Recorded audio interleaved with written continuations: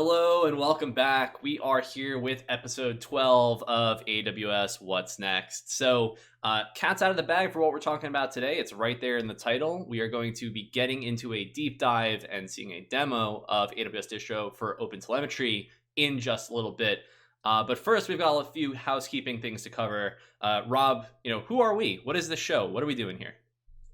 Yeah, this show is called What's Next, and Nick and I have the pleasure and the opportunity to cover a lot of the most exciting launches across all the different services and features we have on AWS. And the special segment what makes the show special is that we have an expert guest, one or two expert guests, sometimes even three, right, Nick? Hey, we've even had four, so nothing's off the table here. Yeah, but that's really the highlight of the show. We have a guest from a service team live for you to interact with, to take us through a demo, to show us what it's like to use the product and what makes it so cool. And then we also have we cover some news announcements along the side, but all of that is done live. That's really the emphasis. If you're hanging out in chat, this is a great time to have a real-time conversation with us. Ask questions. If you see a service you like, dig deep with us. Yeah, exactly. And disclaimer that I feel like we're always obligated to give, but for good reason, is that we can't ever cover every single launch that AWS has. There's the RSS feed on the blog, which is certainly does a great job of that, but we try to be opinionated slightly in the ones that we pick out, and that we can show a deeper dive for. So as Rob mentioned, we're gonna get a one-on-one with a member of the service team, or of the open project, because this is quite a different launch than many of the ones that we talk about here on this show. But additionally, we have some other really pointed launches that interested us that we're going to talk about a little bit on the opening here, before we get into that. Again, this is a live show, not sort of live. It is 100% live. I promise you. And as a part of that, we would love to see your insight and commentary in the chat. So you're probably watching from one of two places, because we are streaming to both LinkedIn and twitch.tv/AWS. We're watching the chat. Please, if you have questions, comments, anything you want to tease Rob and I for anything, it's all fair game here on the What's Next show. And if you have, again, questions for the service team members, we would love to get those asked. We'll call you out by name, if you so desire.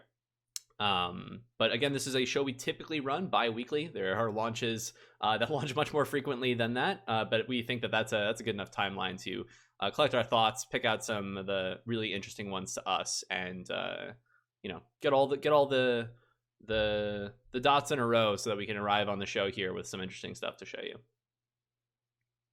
Cool. Well, Rob, I know we have some opening news segments, but I have one that I want to talk about that isn't actually in there. Does that sound good? We're mixing things up right from the beginning here. Yeah, as always, go for it. Yeah, totally. So, hey, you may have seen, if you're on Twitter or subscribe to certain mailing lists, but AWS reInvent 2020 registration is now live. That's woo! Yeah, clap it up. Yeah, exactly. Very exciting. I've been to reInvent in the past multiple times as a customer and now as an AWS employee here, and it's been a great time each and every time.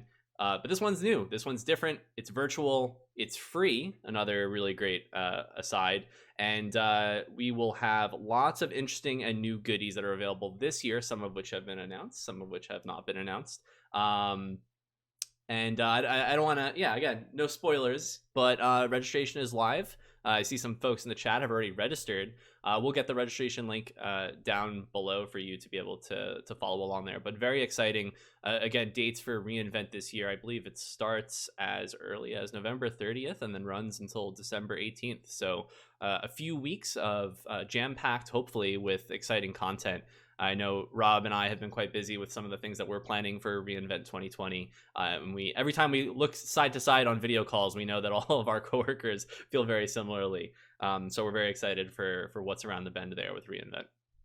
Yeah, absolutely. And the interesting thing about digital reInvent this year is that now, more people can attend than ever before, right? reInvent, physical reInvent in person in Las Vegas, while it's a unique experience on its own, I think the great thing about virtual reInvent, free reInvent at that, is that now really there's no barrier to entry and anybody can attend, and I highly recommend it. This is the place to get your news and announcements and get a feel for the lay of the land when it comes to everything new that's happening on AWS. Yeah, exactly. And, the return of many familiar sort of segments or session types and activations, engagements, whatever you want to call them. Again, with this reInvent for everybody, free invent, maybe. I know there was the hashtag last year, pre-invent, maybe free invent starts trending this year, who knows? But, we're working harder than ever to make sure that we can give this sort of premier reInvent experience to more and more folks, and making it free is simply the first of many steps to be able to do so. But more on that in coming weeks. We're teaming with excitement to be able to announce it. Trust me, you'll hear it here first, folks. Cool. Well, without further ado, we might as well dive into some of the other launches that we have here in the news segment. Does that sound good? Yeah, let's do it. Cool. Well, first up, I plucked this one from the top of the pile, and for good reason. It is Amazon Simple Notification Service now offering first in, first out functionality. That's lots of words, and they can be combined to a very short acronym, SNS FIFO. Okay, stage setting here. Folks that are used to using SNS as sort of a notification queue, building pub sub systems around this, immensely valuable. But one of the rough edges, I would say, is the durability or the preservation of ordering in which those notifications are published, or the ability to process notifications exactly once. Now, there are certain scenarios, and most developers would obviously prefer to process at least once as opposed to maybe once, and SNS provided that functionality prior. But with first in, first out, that's a tongue twister, for Amazon SNS, this now enables you to operate under the assumption of preserved order, as well as exactly once processing. So very exciting. I know SNS has been a longly released service, and this has been requested for many a year. So I saw a lot of people were very excited about this on social media, and figured that most of the folks tuning in today would be interested as well. Yeah, absolutely. SNS, one of our oldest services, by the way, still adding new features. Always great to see our core services getting some love. Yeah, exactly. And, there's certain topics we talk about on and on over the course of many episodes. But, one of the best parts about AWS managed services is that when you invest and build your infrastructure upon them over time, no matter how old they become, again, to your point, SNS, one of the earliest services, continues to deliver more and more features. There's some pricing considerations with using first in, first out SNS topics. We're going to provide the link there so you can make those considerations for yourself. But now, ultimately, developers and AWS users don't have to go and build workaround solutions. They can stay within the SNS notification service and sort of get it, have the behavior in whichever way that they want, which is ideally giving the customers the choice that they so desire. Yeah, definitely. Moving on, we have AWS Nitro Enclave general availability. Now, what this means is that think of this is really crazy. Think of this as like a safe inside of a safe. If you have a workload that needs to be as secure as possible, then you should take a look at Enclave. Now, why I say that is because what it means and how it works is that we take an EC2 instance, which itself is already a very secure kind of virtual machine in general, right? I mean, I know EC2 with our physical instances, there's always that one person goes, but yes, in general, majority of EC2 instances are virtual machines. And what we're saying here with Enclave is that even within your EC2 instance, we can partition off a section of that machine and give it isolated CPU, RAM, and storage, and make sure that it runs in such a secure environment that there's no SSH access, there's no network access. And not only that section, that safe within a safe, so to speak, boots up in a way where it is verifiable. The OS image version is verifiable. Basically, we give you as much guarantee as possible that every bit in that environment is locked down and exactly what you intend, even extending to the code that is running within the enclave, right? And this is going to be really useful for security critical workloads. So if you're processing PII and you have, let's say, personal data that involves healthcare records, and you need the utmost security when you're doing this processing, then Enclave might have some really compelling features for you. Yeah, one of the things that I think about here is the ability to, be compliant with the large number of various sects of compliance that exist sort of internationally, right? And AWS Nitro Enclave is, we announced it last year, I believe. I don't remember if it was in Werner's keynote. Do you remember? Not sure. Yeah. Last year seems like forever ago. Yeah, I mean, it was at reInvent last year, and here we are talking about how reInvent is just around the corner. But from, to my understanding, initial announcement now to general availability, very, very exciting seeing that turned around and available for all of our customers. We say security is priority zero here at Amazon, and every time I look at the list of launches that we have the ability to peruse through and talk about, we always have to say no to some because there are just so many security launches, but this one certainly deserved a spot on the list for this week. So very exciting. And the safe within the safe analogy is certainly an apt one. I was going to ask you if it was the equivalent of slapping on a nitrous booster to the end of an EC2 instance, but unfortunately I don't think that's the case. Yeah, well, and there's more to mention about it. I mean, the nitro in the word is actually pretty important, right? Because you can, there are ways that you can nest virtual machines. You get some security benefits out of them. Generally, it's not a good idea, but what makes this special is the special hardware that we have, the nitro system that we have that powers a lot of our infrastructure. And this system in this case allows the nitro enclave to be accessible only via local socket from that EC2 instance, right? So there's definitely this is not merely like I think maybe even the analogy of a safe within a safe doesn't do this sufficient justice. This is really a very, very hardened solution for running your critical workloads. Yeah, awesome. Love to hear it. So next up, we have something in the startup space, not necessarily a managed service per se, but one that is exciting nonetheless. And this is the AWS Activate console. So before we get into the console part of that, AWS Activate is a program that Amazon runs in order to support the large number of startups that are trying to build their applications that will inevitably scale to massive applications and serve massive amounts of traffic down the line. And there are a lot of unique concerns that startups feel, and Activate is a program to try to provide startups with exactly those resources so that they can focus on the things that matter to them, like getting to market with their service, not necessarily worrying about hyper optimizing their application early on, and making sure they have support and other technical expertise that can be lent to them so that they can have architectural design reviews, right? Lots of independent resources from funding, credits, security reviews. There's a lot that goes into it.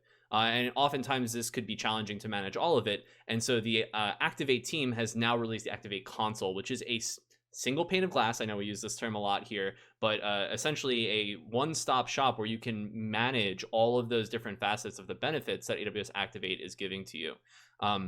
Going one step further by sort of packaging this all together, the Activate console also can help by providing some automated, architectural reviews for you. It can additionally suggest other content that you may not have seen based on activity that may be present in that AWS account.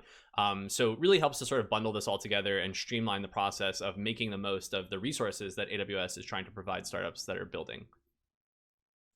Absolutely, yeah. The Activate program, great to see it continuously improving as a result of customer feedback.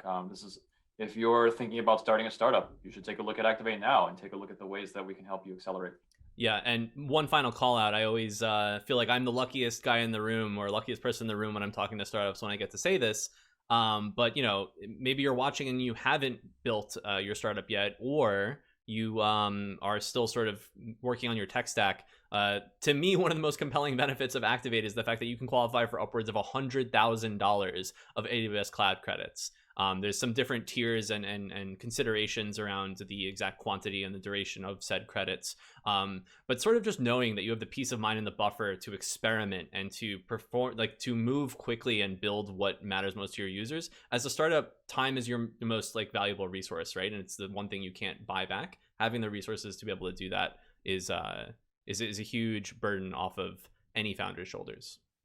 Yeah, absolutely. I mean, it's a very generous allowance of credits if you qualify for the program, and there's also a huge psychological benefit to it, right? Like Nick mentioned, the startup's most limited resource is time, And when you're talking about having a program like this, often what it does is it saves you from spending those precious mental cycles worrying about, minor infrastructure costs. Really, the thing that the startup needs to be laser focused on is product market fit, right?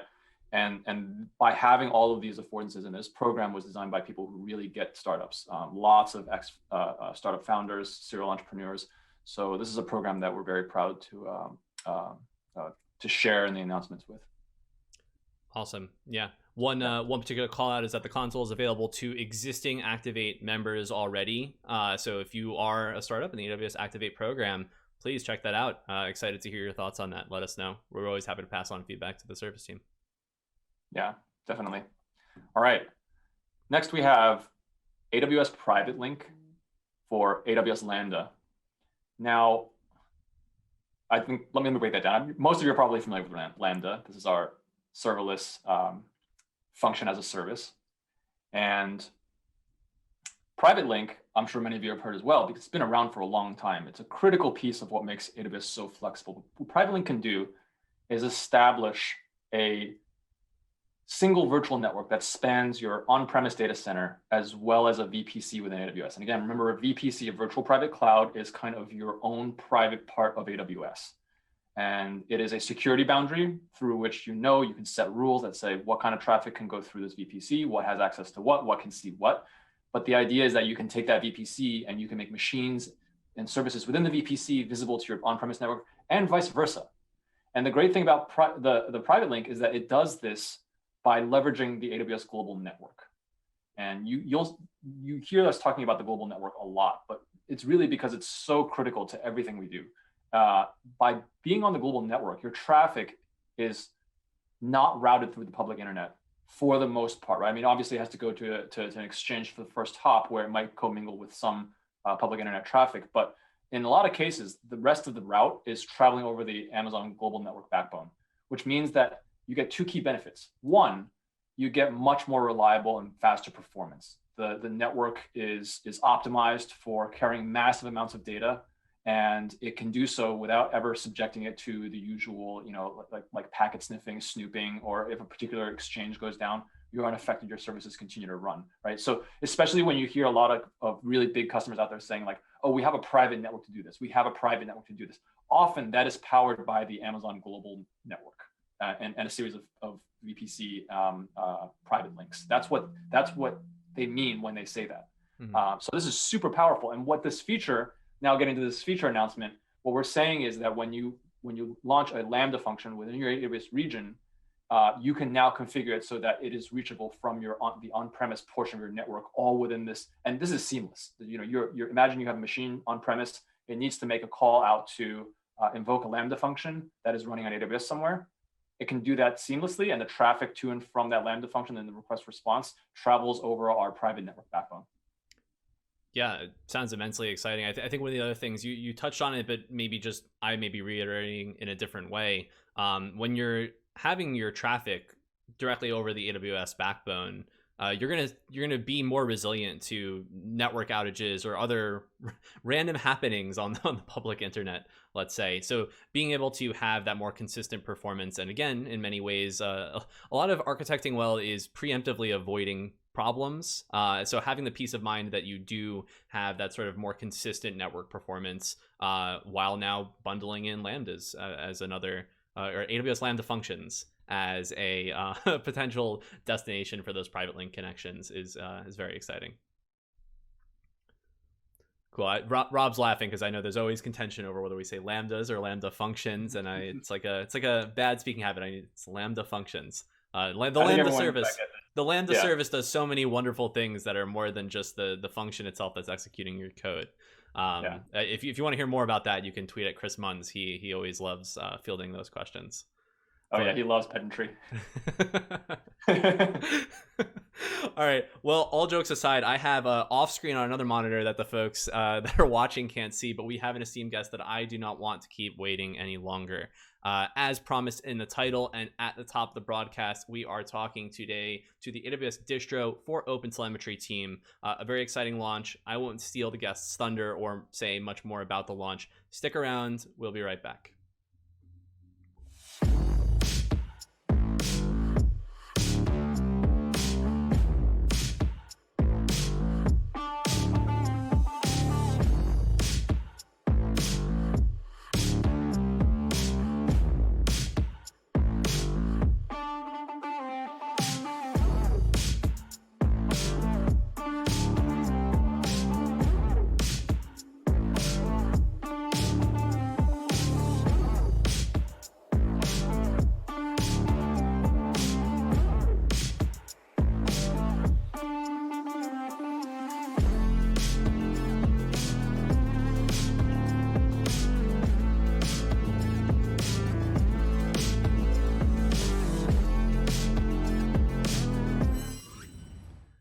right, and we are back once again. So again, as we said, we've got one guest today. We're going to take as much time as we see fit. Usually we have to manage a bunch of them, but today we are graced by Nizar Tyrewalla, Principal Product Manager here at AWS, to talk to us a little bit more about an exciting launch titled AWS Distro for OpenTelemetry.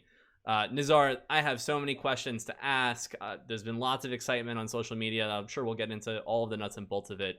I just wanted to open by saying thank you for joining us today. Yeah, thank you, Nick and Rob, for inviting me for the session. Really excited to talk about the recent launch that we had. Awesome. Welcome to the show. Yeah, welcome. We're very excited to have you. And again, excited to be able to spend as much time as we'd like on this launch here. And there certainly is a lot to unpack. And, I'm sure you're teeming with excitement to get to it. Yeah, Nick, first, how come I don't get the banner that you have, the background? Yeah, I don't know what you're talking about, Nizar. I'm in the lobby of Oscar here in Seattle. Maybe you got the wrong location on the invite, but we'll make sure to have our people talk to your people for next time. You should have invited me. I would be there. You need a new badge, Nizar. I know. Anyway, we're here virtually together. Yeah, we've got some green screens Nizar can't see on the call that invisible due to the magic of production. Hey, if it makes you feel any better, when I raise this green cup, we get some really weird effects. It's like it's like the invisibility cloak from Harry Potter. It just makes him disappear. I know. Awesome. Well, I introduced you, Nizar, as a principal product manager at AWS. That is quite the lofty title. I've heard bits and pieces about all of the various different things that you manage and are responsible for. But why don't you open it up? No one will be able to tell it better than yourself. What do you do here at AWS? Yeah, so I'm, as you said, I'm the principal product manager for AWS. Currently, I'm leading AWS Xray, which is the distributed tracing service, and then the recently launched the AWS distribution for OpenTelemetry, which is our observability ingestion engine based on the upstream OpenTelemetry project. Awesome. Well, we've got a lot to unpack here, and I hope you are game for it. So, you mentioned Xray distributed tracing service. It's a managed service here at AWS. We very recently launched the AWS Distro for OpenTelemetry, which to my understanding is an open source project. Very excited to unpack that. But, this whole space of understanding how applications operate, there's a lot of terms to unpack. And while I think a lot of people are becoming more familiar with them, maybe we could go through a few of them and sort of position all of these in the landscape, right? So I'm thinking about terms like observability, metrics collection, instrumentation. Would you mind sort of walking the folks through where all those sort of stand relative to one another? Yeah, absolutely. So as customers are building their distributed applications, right, those applications are based on hundreds and thousands of microservices, right? And some of the microservices are either running on cloud using services like ECS on Fargate, Lambda, API Gateway, S3, whereas some services are running as on compute services such as EC2 and even on-prem, right? And when customers are trying to monitor these applications, they really want to understand what is the health of the application. They want to understand how which services are impacted because of an performance bottleneck or an increase in error rate. And also they want to understand the whole picture of the impact of that performance bottleneck or an error. Impact of to the upstream services, impact to downstream services, and then in the end, they want to understand the impact to their end users. So in all that, they are trying to answer these questions using the observability data between metrics, logs, and traces. And more, they are looking to have a single solution that correlates these metrics, logs, and traces to answer the questions that they want to answer in order to have the best experience for their end users. So when we talk about observability, right, these three data points with metrics, logs, and traces, they are collected in different ways. So in some cases, there are auto instrumentation agents that automatically collects metrics and traces. In some cases, customers have to instrument their application code while they are developing the code to collect more metadata about their application, about their business, about their customers, so that when an issue occurs, they have the right experience in place that they can resolve the issue faster. So basically, in an overall summary, customers are trying to detect the issues faster, minimize the impact to end users, and resolve them as soon as possible. Now, just a quick question for clarification. You mentioned that a lot of this has to do with monitoring, troubleshooting, and operating microservice architectures. But this is really even broader than that, right? I mean, this is, like you said, there's some services that are operating on classic compute services that benefit from this just as well. But I also wanted to touch on, especially when you talk about metrics, there's also, we can go full stack with metrics, right? Sometimes metrics matter. Actually, I would say metrics do matter just as much on the application side and on the front end. But what we're talking about here, just to be 100% clear, is focused on the back end. Is that correct?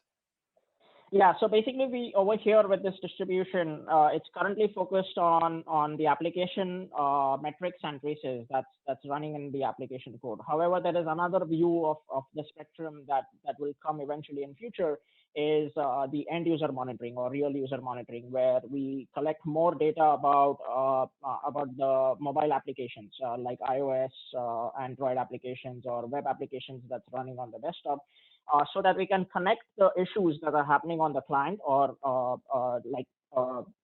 an issue in the page load, and then connect that with the backend errors and tell the complete story. So all that is kind of part of that whole observability solution that the customers are looking for. Yeah, that's great to hear. Now, I understand that OpenTelemetry is a vibrant open source project and ecosystem. Can you tell us a little bit about how we're engaging with and participating in that open source community? Yeah, so we are actively engaging with the CNCF OpenTelemetry project. We are also part of their governance committee in terms of OpenTelemetry. We have several engineers contributing our code directly to the upstream, so directly to the OpenTelemetry main project, and then we have a separate set of engineers also working on this distro, which is just a downstream version of the project. So yeah, our goal is to be more involved in the community, learn from them, create a solution that people can use and benefit from. Awesome. Well, to sort of dial in a little bit, as Rob mentioned, OpenTelemetry, a dedicated open source project through the CNCF, and as you mentioned, upstream first contributions here. But those are in relation to what we're talking about as the launch today, which is in particular the AWS Distro for OpenTelemetry. So what exactly is this as a launch, and how does it relate to the OpenTelemetry project? Yeah. So the AWS distribution for OpenTelemetry is a production-ready, secure, and distribution of the upstream OpenTelemetry project. This distribution is validated against the AWS security requirements. It provides performance metrics for customers to understand the impact of instrumenting their application. And it really helps customers to use the OpenTelemetry APIs, SDKs, and agents to instrument their application once, and then collect the correlated metrics and traces for different set of monitoring services. So as our first preview launch that we did last week, we are supporting two services with AWS, AWS Xray for traces and Amazon CloudWatch for metrics. And we plan to expand that in near future to other AWS monitoring services as well as partner monitoring services together. Yeah. Now you mentioned earlier, we have engineers who are contributing to the project upstream. We have this distro downstream. Can you dig a little bit deeper into that? Why did we do that, and what did customers ask for that we solve here? Yeah.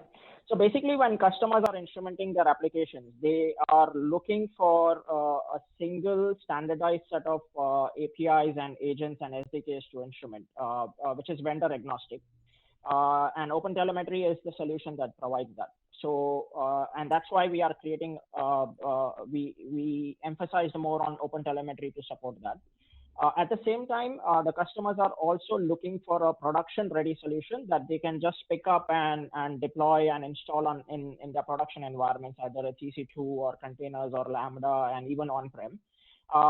And our main logic of creating this distribution is to make sure that we can run enough validation and performance tests to meet the security requirements of AWS. We have these performance tests available for customers to make the choice and create a solution that they can use in their production environment. Also, we are backing this with AWS support. So if there is some issue, customers can open ticket in our support system and get resolution quickly as possible.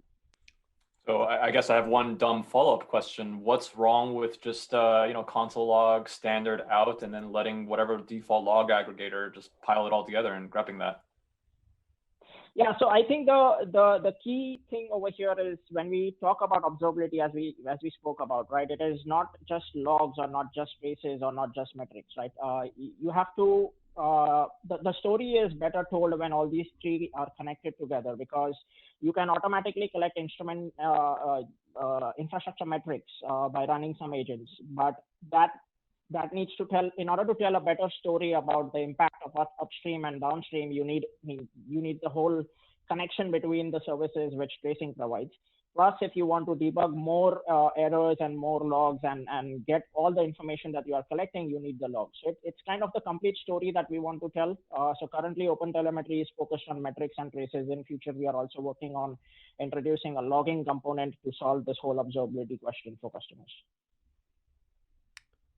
Very exciting. Yeah, we had a question from Twitch chat here, more of just trying to understand the angle here. So Alex Smasha says, so this AWS distro essentially is a consolidation of tools, APIs, or mechanisms into a purpose-built distro for OpenTelemetry. I mean, Nizar, I know a lot of what you spoke on was the hardening and the ability to think security first with this expansion of abilities of what it can instrument.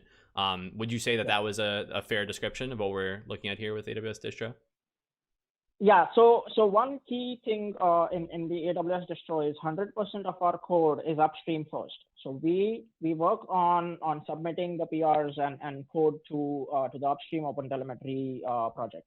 Once it's gone in the OpenTelemetry project, then we create a distribution out of it. We are not forking or we are not creating a new version of OpenTelemetry. It's exactly what's upstream, and we utilize it. We run tests, make sure that it's all validated.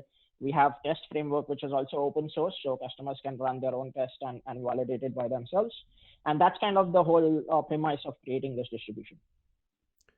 Wonderful.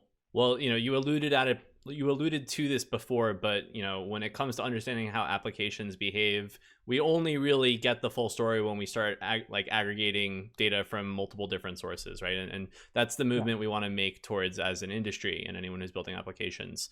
But obviously, everyone is not there right now, and this is definitely a step in the right direction. Could you walk through some of the challenges in this current landscape to being able to some of the challenges for generating this insight that AWS Distro for OpenTelemetry allows? Yeah, so currently customers are using multiple monitoring solutions to monitor their applications, right? So in some scenarios, it's team-based. So certain team is comfortable in using certain set of tools, and another team is comfortable using another set. Plus, a lot of these tools are doing a great job in certain set of areas, right? So when customers are using these multiple set of tools, they have to use different set of SDKs and agents that are provided that are very vendor specific, right? So in the end, in order to monitor an application, especially when it's crossing boundaries of microservices, customers end up running a lot of agents in their environment, which adds to the development cost. There are engineers that are there to specifically instrument their applications very specific to the vendor specific SDKs. So that adds to the development cost. They have to manage it, maintain it, deploy it, test it, and it just keeps increasing. The other set of challenges that customers are facing is, since all the data that's coming out of these different SDKs, it is very difficult to correlate them and make sense out of each other and connect them. So metrics coming out from one source is difficult to be connected or linked to the traces that's coming out from another source. And OpenTelemetry solves this problem, right? So OpenTelemetry provides a single set of APIs, SDKs, and agents where correlation is done at ingestion. So all the data that's coming out is at ingestion. The correlation is the data is correlated, so it becomes easier for the monitoring solutions to run their analysis, create insights, and provide more benefits to the customer out of right away from the system itself. So that's kind of the challenge and the solution that OpenTelemetry provides at the moment. You mentioned that the landscape right now is that a lot of these functionalities are provided by discrete solutions, right? People have to kind of assemble them on their own, and there's a lot of friction involved in doing that. What are some of these? I mean, if customers want to keep working with the solutions that they're and products and services that they're used to, what are these products that we support today? What can we expect to see integrations with? Yeah, so currently in preview, as I said, we are supporting AWS monitoring services with Xray and CloudWatch. In future, we are working with our partners, and we plan to integrate their modules or their components or their exporters right into the AWS Distro for OpenTelemetry. And some of those partners are Datadog, New Relic, Splunk, Grafana, App Dynamics, and this list keeps increasing. So in near future, you'll see a lot of announcements that will come up with a joint collaboration, not only with the community, but also with our partner network. Yeah, sort of following on to that, obviously always great to hear some integrations with familiar tools that folks are already using, but dialing back as a open project here, what level of customizability, and this is from a question over on LinkedIn, what customizability for destination do users have for the data collected by AWS Distro for OpenTelemetry? How do they control access to it? And how do they ensure that it's essentially only being used by services that they want it to be used by? Yeah, that's a good question, and maybe I can cover this as part of some of the demo that I'll be giving. But just to summarize this, OpenTelemetry has a concept of an agent, which is called a collector. And the telemetry data, such as metrics and traces, is passed from the application to this collector. And this collector can run as a separate sidecar process, or it can run as a daemon set, or as a Lambda layer, or as a separate process in EC2, depending on what compute services you're using. And this collector has specific set of configurations. So you can select what you want to collect, metrics or traces or both. And also you can configure a destination for those data points. And so you can say, okay, I want my traces to go to Xray and my metrics to go to Datadog as well as CloudWatch. And all that is like just a simple configuration file. I can show once I give the demo. And it's just very streamlined. You instrument once, so you're writing code only for using OpenTelemetry APIs. And then in the end, you're just configuring where the data needs to go.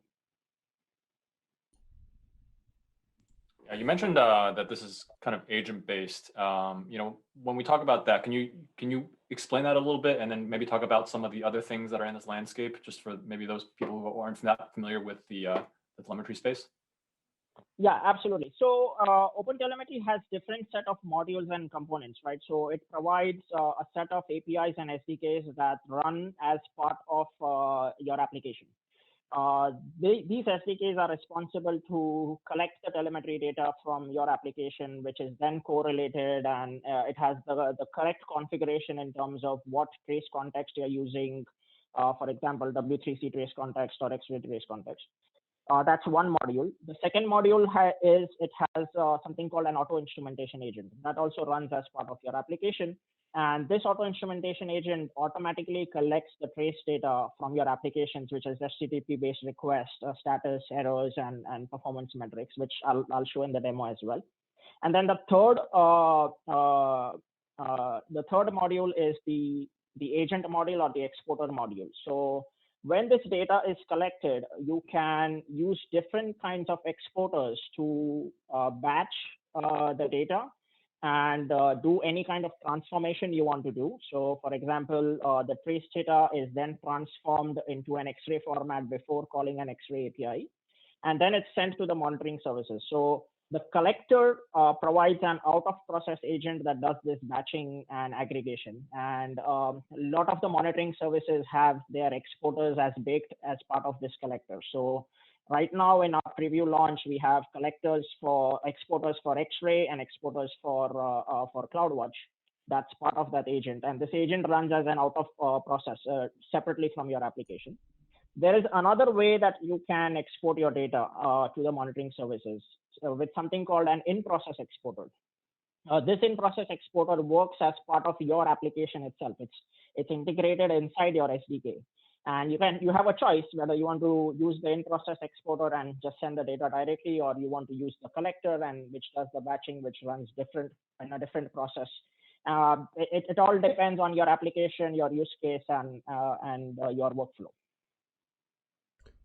Awesome. That was a great overview of agent collector based telemetry. I think one thing that kept creeping up in my mind was when I'm thinking about integrating an agent or any additional sort of tool that will measure my application that lives within the infrastructure, surely that taxes my system in some way. Now, with all of the complex functionality that the AWS distro for OpenTelemetry, that all the functionality packed into that agent, how much can customers expect this agent to impact their application? Yeah, so it all depends on what kind of language you're using, how much data you're collecting, and what data you're collecting. And in order to address this question, we are trying to provide a story where it is a predictable impact on the performance. So we run a lot of performance tests on these collectors and agents and on different configurations or different compute services. And we aim to make all of these test results public so that customers, when they are adopting an agent with a specific language and with a specific compute services, they can make a decision on and understand what is the impact going to be on their performance of their application and so on. So that's something that we are actively working on, and you should see a lot of these results being published on GitHub. Awesome. You've mentioned a lot of stuff that seem to be in the works around this, like integrations, different plans, different things that you're going to support. Is there somewhere, if customers are interested in tracking this roadmap, is there somewhere they can take a look at that, or do you want to talk a little bit about that? Yes, absolutely. So as part of this launch, we also launched something called a developer portal, which is on GitHub. And our goal over there was to have a single location for all the developers to learn about what this service or what this distribution is, to ask us questions through the community. So we have a Gitter community channel, and also look at all the documentation, getting started experiences, download the code, use the build artifacts to create MSIs and RPMs. And also, as part of that, we have a public roadmap. So we encourage the community to open issues on it or ask for features.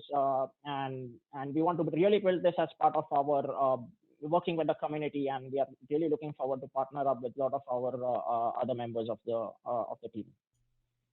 Wonderful. And I know you mentioned before that you were going to show us a demo. I know I'm always ecstatic to see one. We'll get into it in just 1 second, but I just wanted to ask sort of first, what types of language support exists today? Because I know you're probably not going to show every one of them, but that way folks can know, like, hey, I saw this in Java. Maybe it exists for this other language that exists in my tech stack. Yeah, so currently for preview, we are supporting 2 languages, that is Java and JavaScript. And for Java, we also have an auto instrumentation agent which automatically collects the trace data, which is the demo I'll try to show over here. Hopefully everything goes well. And then in future, towards the reInvent timeframe, and then of course we have constant releases, we are going to add more languages such as Go, Python, .NET, and so on. Right on. Well, how about that demo? Okay, let me try to do that. I am going to share my screen now. Sounds good. Nizar, in the right light, your background, maybe I could chroma key it out. I could bring you along for the ride here in the studio. Let's do that. Otherwise, I'll have to have another session with you in a month. All right, well, I'll hold you to that. We've got a lot of exciting things to talk about come reInvent, so I'm sure our stack of topics will surely be nice and full. Yes, absolutely. Very excited to share what we have. Okay, so let's walk through the demo. What I'm going to do over here is I have a simple web application that's running on my machine, and I'm going to use the Java Auto Instrumentation Agent to automatically collect the trace data, and it will then collect the trace data and send it to the collector, which is also running on the same machine. And the collector is configured to send that trace data to AWS Xray and metrics to CloudWatch. The thing I really want to show over here is the simplified getting started experience, right? Like there's a 0 line of code in order to get started with this. The only thing you need is to run your Java application with the auto instrumentation jar file, and automatically the magic is done behind the scene. So let's walk through it, and if there are questions, I'm happy to answer. So there are a set of steps that we are going to follow. I just wanted to kind of share that, and then we can walk through it. It's a permission setup. So when the collector is sending the data, either the collector is running on as a sidecar or as a daemon set or as a Lambda layer or as part of your process in your EC2, it needs to have the correct set of permissions to send the data to Xray. So for that, I'm going to show how we are going to set up the permissions. So I went into my IAM console, and what I have created is I have created a role for the AWS distribution. And this role is based on a set of policies that I have. So I have a set of policies where I specify that, okay, I want the permissions for Xray. It's star, but you can just say for put events, and all that is part of documentation, which I'll walk through. And also for Xray, it is for tracing, and for metrics, I have permissions that we set up for putting the log stream. So the way metrics works is through something called CloudWatch EMF, which is the embedded metric format. All the metrics is stored as part of logs, and then it's kind of captured and converted into metrics. So I have created this role as using this policy. And then what I have done is I have also attached this role to my EC2 instance where my application code and my collector is running. Right, so this is kind of the setup step on the permission standpoint. Yeah, and just to sort of like dial in again, we're going to be installing this agent inside of our application infrastructure, and in that IAM role, the only things we really had to give it permission for were the ability to access tracing and logging services, where we're just going to be pushing that data to the collector, right? Yeah. Cool. Yeah. Yes, you're right. So let's continue this. So as part of my second step, I'm going to install the collector on my machine where my application is running, and I'm going to start the collector and understand the status of it. So I'm going to just copy this, and I'll walk you through where people can find the installers and how they can create the MSI files and all that stuff, right? So I downloaded my MSI file, and I'm going to just run it over here. And I can go and check that the files are loaded. It is in C program files in collector. Okay, so here is my collector. And one of the key things I wanted to show as one of the questions that you had asked is, how can I send data to a certain set of destinations, or what data I need to collect? So this can be done through a config.yaml file that's part of the collector. And you can specify what exporters you're using and what is the protocol you're using. And where you're sending the data to, right? So I have my exporters for Xray and EMF. In future, you'll have exporters for Datadog and other services and other partners, New Relic and so on. So you can specify multiple exporters over here to send the data to. Someone's getting a chime call. There we go. Yes. Okay, so this is the configuration file. Now we have our collector installed. Let's try to run this collector, right? So I'm going to go and go to that folder, and in this folder, I have this PowerShell script, and this PowerShell script can be used to look at the status of the collector and also start it. So I'm going to first look at the status of my collector, and it will tell me whether it's running or it's stopped. So it's stopped, it will tell me the version. So let's start the collector. So I'm going to start my collector, and then I'm going to run the status again to make sure that it is running. So my collector is now running, and it tells me what version I'm using and so on. Okay, so now we have completed 2 steps. We have set up the permission is done. We have installed the collector and started it. Now let's look at the Java auto instrumentation agent. So the Java auto instrumentation agent runs as part of your application, and it automatically intercepts the HTTP calls, looks at the status, collects the status, performance data, and sends it to any destination that you have configured. So what I'm going to do is I'm going to download the agent, the Java auto instrumentation agent, and I am going to just copy that agent once it's downloaded into a folder where I can execute from. So I will let it be downloaded, and then I have a separate folder that I have created for the Java agent, which is over here. And I am going to copy this from my downloads folder. Nizar, while you're hunting that down, do you mind if I ask you a question from chat? Yes. Great. Yeah. So Highlander STL wondered, how did the collector assume the new role? So we attached the IAM role to the EC2 instance, right? But then when you started the collector, we saw the PowerShell script. Maybe there's something in there that wasn't shown. Yeah, so when the collector runs, it's running through the role of the EC2 instance. So when the collector is sending the data, it goes and it calls the authentication service in AWS to understand and gets an authentication token. Then when the collector is sending the data to Xray, it sends that authentication token along with the Xray trace data. Then the Xray backend service takes that authentication token and goes back to the Amazon service to validate that or ask, hey, for this token, what permission does this token have? And it gets the response back saying that, looking at the policy that we just said, it gets the response back saying that, okay, this token has the permissions to insert the traces and insert the CloudWatch metrics. And that's where the whole execution takes place. In addition to that, we are updating our documentation to provide information on how you can provide this role or assumed role configuration as part of your collector configuration file. So, for example, if you want to send the data to a different account, so my EC2 is running on one account, but I want to send data to Nick's account, I can set up that assumed role configuration as part of my config file that we just looked at, and you can do that in that way as well. Awesome, thank you. Okay, so I'm just copying my my Java auto instrumentation agent, and then the last thing what I'm going to do is I'm just going to run my application or start my web application with the Java agent as one of the targets.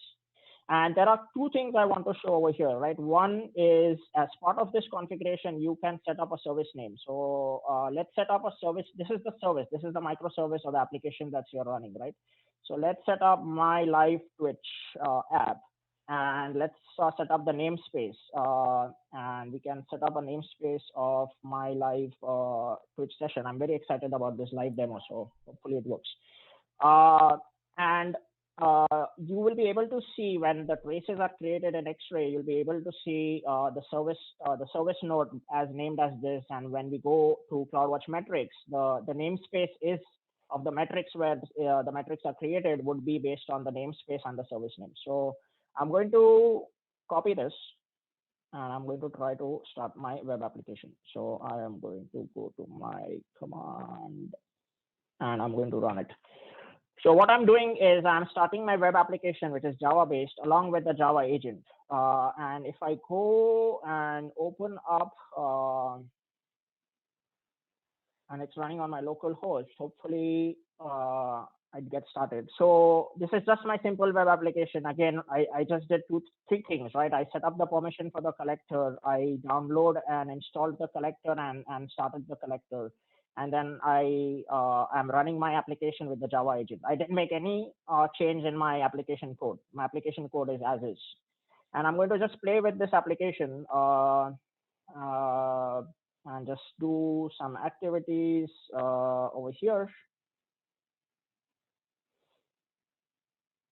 And then let's go and look at my Xray trace data, right? So I am looking at my Xray traces, and if I refresh for last 5 minutes, I should be able to see the service map being created. So what I'm doing is I'm sending my traces live from my application into my Xray account, and you can see that the client is making a call to my live Twitch app, and which will then have another set of service nodes that will show up. So it's making a remote call in the application. So this is just a very simple demo where I have a web application and we walked through this. So let's spend like few minutes on what we can do with this, right? So we saw that we used OpenTelemetry components to instrument our applications. And when you click on a specific node, you can see the response time distribution of the calls that are being made, right? So you can see that certain calls that are being made are taking more than 200 milliseconds. You can probably select that and and dive deep into analyzing the traces. So let's go and look at analyzing traces.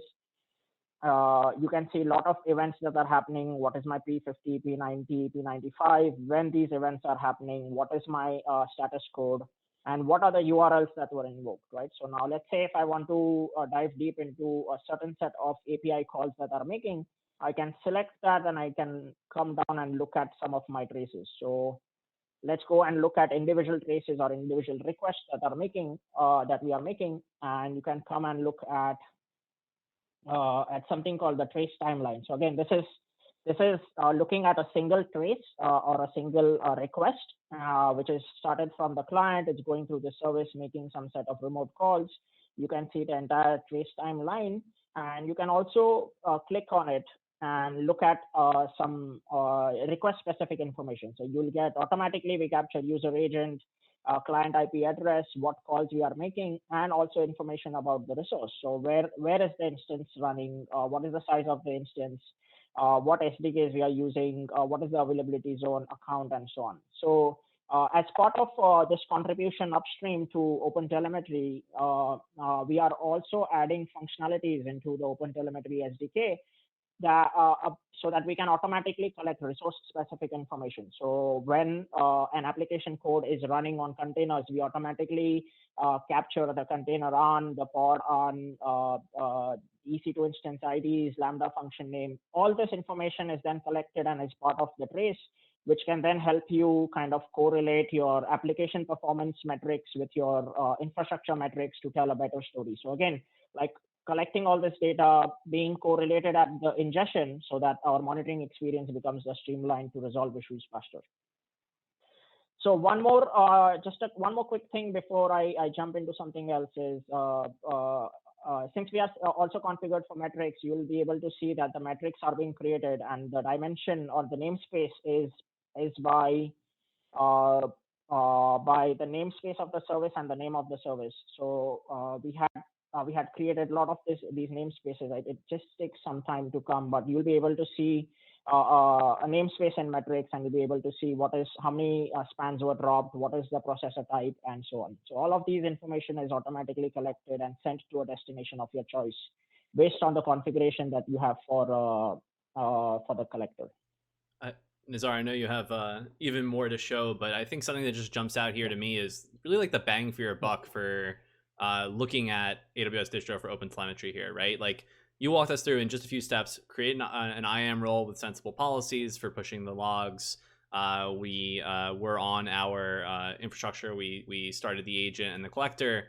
And now jumping back into our AWS console, we have all of this visibility into how our application is behaving, all from just an open distro, right? This is not another managed service that you have to install another SDK and start changing and munging your application code. This is just an agent that will instrument your cluster or your application, and it's all available through the traditional monitoring tools here on AWS with Xray and beyond.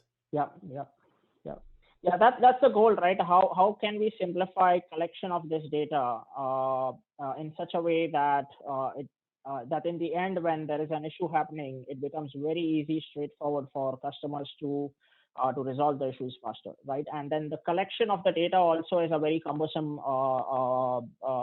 project for developers who are focused on implementing the business logic, and we want to make that as simple as possible for them. Wonderful, yeah.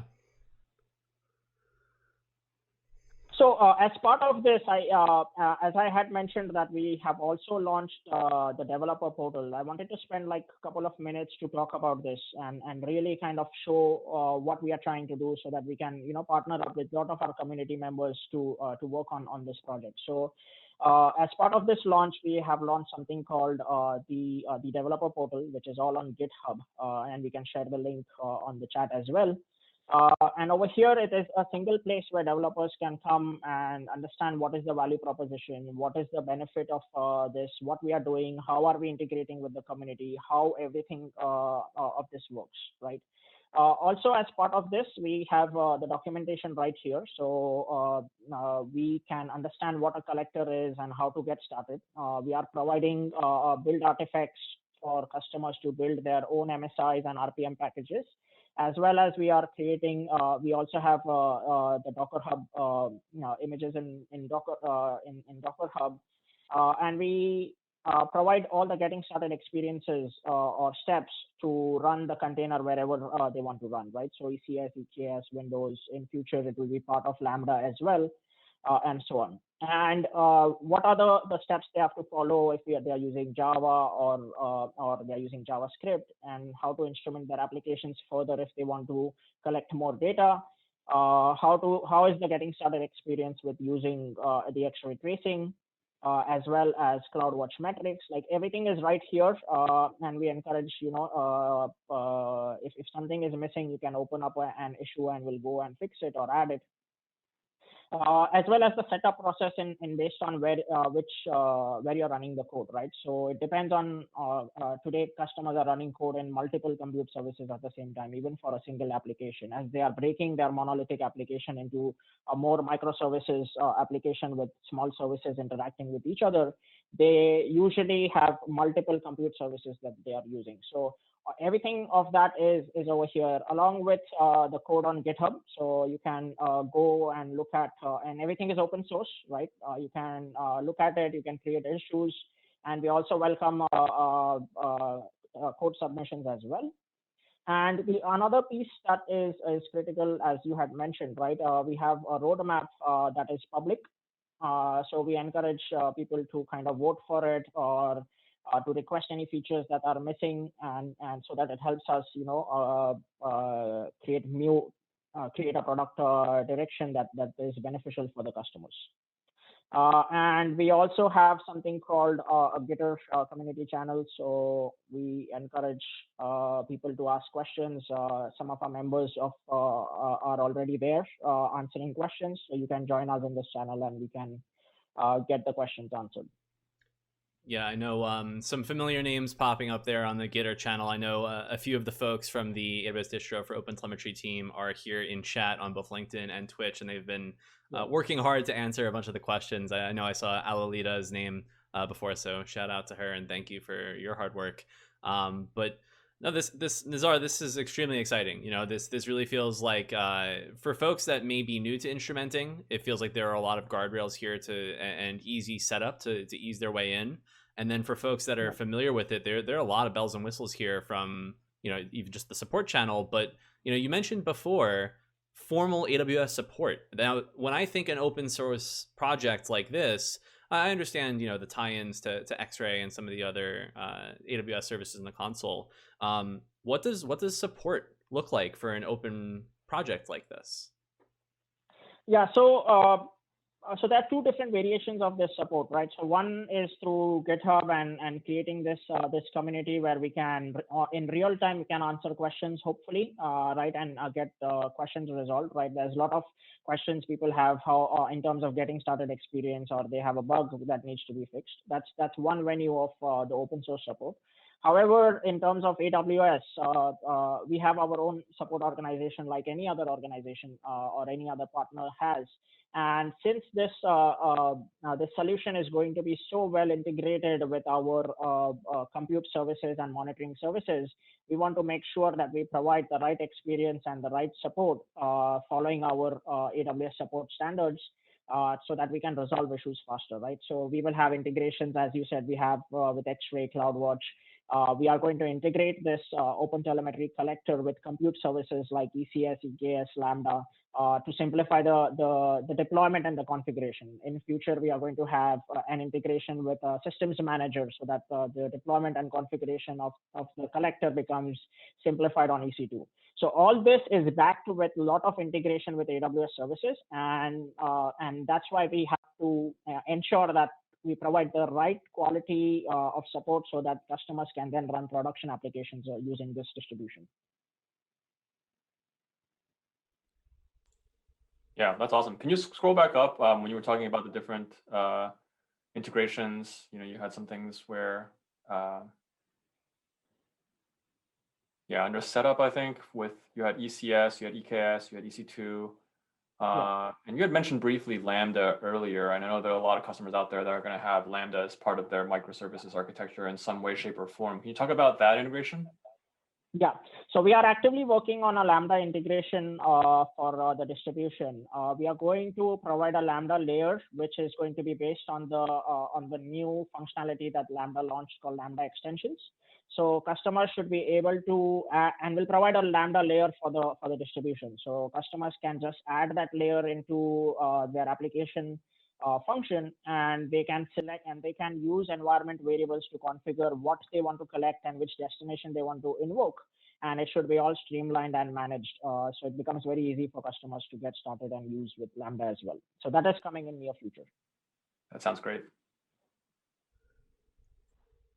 Nizar, it's been a real pleasure. I'm finding it hard to ask any other questions. I mean, this was to me not just an introduction to instrumentation and sort of the world of observability here, but I feel very confident I could go forward with the documentation here and install the agent in the collector and whip up an IAM policy real quick and have all of this data that I can now visualize inside of the AWS console, which is not the same thing I can say after every single 30-minute introduction to a service, right? So great job. This was really enlightening. Thank you for inviting me. This was a really good session that we really wanted to showcase what we have done. A lot of hard work along with the community help and partners help we have reached over here, and hopefully we'll add a lot of cool stuff in near future. Wonderful. Usually we close out on the session with asking how folks can pass feedback along to you on the service team, but you got ahead of that here. My guess here is, again, development happening in the open, upstream first here, open issues, comment on the issues on the GitHub project, and that's where we'll be responding to the community, and that's where we'll be looking to prioritize different language compatibility or various features going down the pipeline. Yep, absolutely. Yeah, love it. Nizar, thank you. And then we look forward to reconnecting with you and hearing about all the great work that you're doing during and after reInvent. Yes, thank you. Yeah, happy to join again as needed. Awesome. All right. Well, that is going to about do it for this session right here. Again, Nizar Tyrewalla, Principal Product Manager over on the Xray team here. Nizar, thanks again. Everyone else in the audience, hang tight. We'll be right back and close out the show.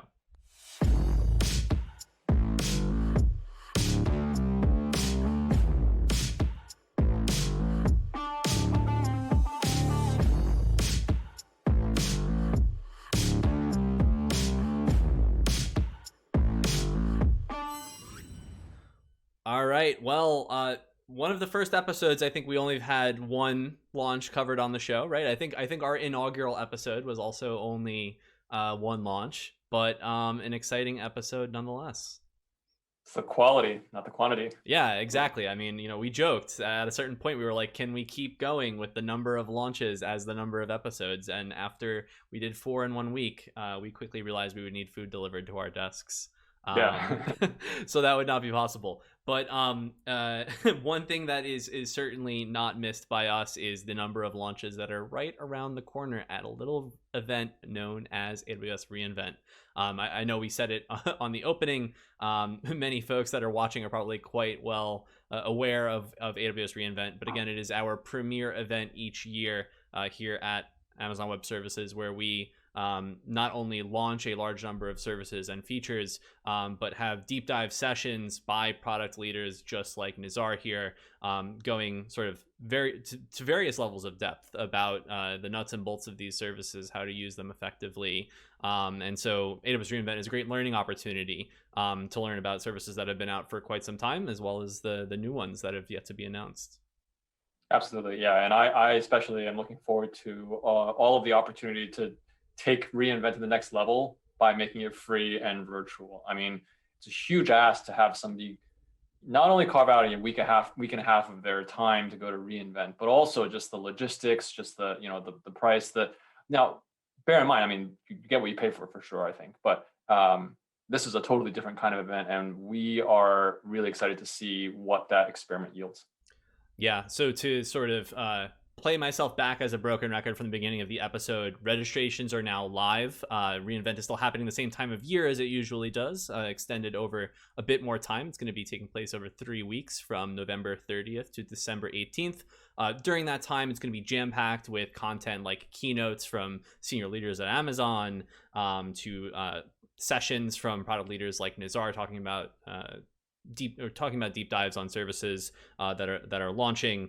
We're going to have quite a few other fun and engaging activities beyond the realm of just that. I think some of the ones that have been announced are jams and game days. If you're looking to get hands-on with AWS, these are some gamified experiences that enable you to do that. All this information, again, is available on the AWS registration site.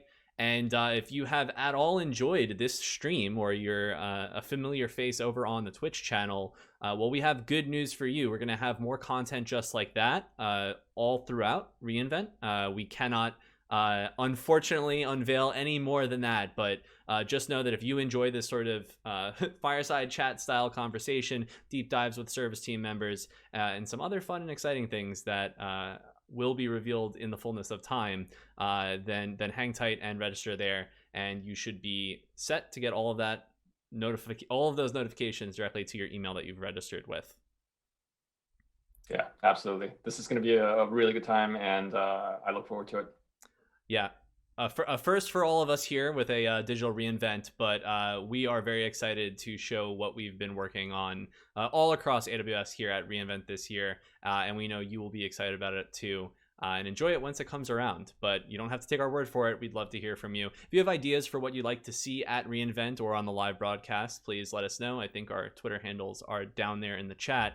But without further ado, that's going to do it for us here on episode 12 of What's Next. Rob, I know we usually play a game, but we can't really play the game with just one launch today, right? It doesn't work that way, right? You can't just say, yeah, secret ingredient, potato chips.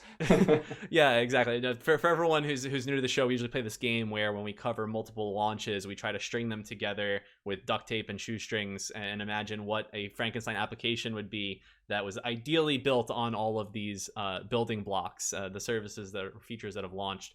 Today we only have one, so secret ingredient in potato chips is potatoes, right? Not really a great one. But again, we talked about AWS Distro for OpenTelemetry, an exciting new launch in the instrumentation space that taps into some of the existing monitoring and various application visualization and behavioral tracking services here at AWS, but an upstream first open source project that we've dedicated a significant number of engineers to work on, which is exciting for more reasons than I can sort of elaborate on right here. So big thank you to Nizar, who's now off the show, for coming out and talking to us about that and showing us a live demo, because we all love a good live demo. Absolutely. All right. Well, I think that's about it. The candle wax is burning. We're at time here. I don't know when our next episode may be, Rob. I know things are sort of up in the air. We've got lots of launches on very interesting timelines here. But the easiest way to stay connected is to follow us on Twitter. We'll be tweeting anything about that there. But if you're looking for anything reInvent go ahead and register on the site, and that will be your one-stop shop for all of that information. All right. Yeah. Like Nick said, hopefully we'll see you once more, but if not, then we'll see you at reInvent.